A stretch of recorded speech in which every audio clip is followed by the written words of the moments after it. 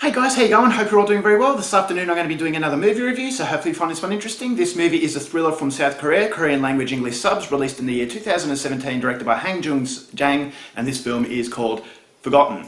So Forgotten is about a young man who is going to move into a new house with his family. The family are very close-knit and the brother is idolised not only by the parents but the younger brother himself. This is everything that the younger brother wants to be. He's very intelligent, he's very caring, he's good at everything he does, and so it's basically all the praise is on this guy. But unfortunately one evening everything is about to be torn away from this family when their older brother is kidnapped.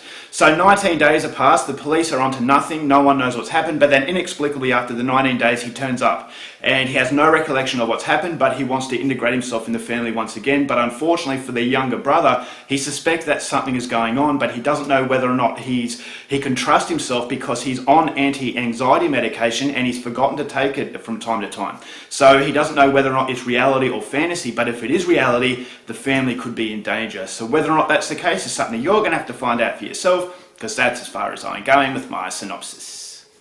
Now my thoughts on Forgotten.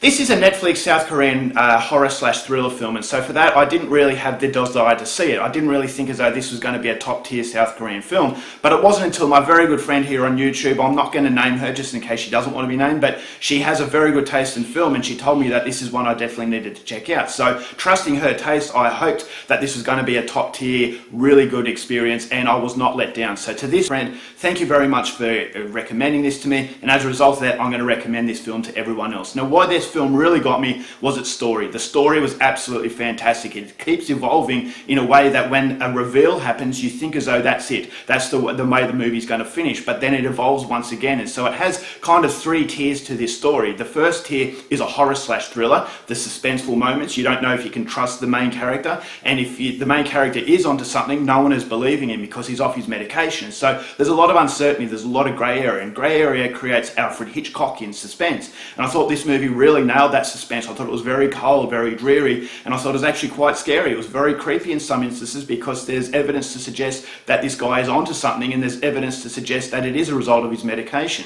So the movie plays with you. The director is the puppeteer and you're the puppet, and basically he's controlling what you're feeling without exaggerating the aspect of it. And so I thought that was really, really well done. But what surprised me was the evolution of the story throughout the second half of the film. When the reveal happens, I thought, all right, well, that was kind of cool, but this is ultimately where the movie's going to finish, because once a movie reveals itself, that's basically its draw card, and when the draw card's up, that's all you get. But this movie, once it reveals itself, it's actually going to reveal itself again towards the end, and so the movie has three layers. It evolves itself in a very three-dimensional way, which sustains your interest, and that's the hardest thing to do, sustain a viewer's interest, and this movie does it very, very well through the very tight script. I thought the characters were fantastic. The movie doesn't go into melodrama, which is unfortunately the case with a lot of South Korean films. The reason why melodrama kills certain aspects of a movie is that it's intensified to a point where it's hitting you over the head, where it's playing really sad music, people are crying their eyes out, and you're supposed to gravitate to them on a sympathetic level because of what you're actually seeing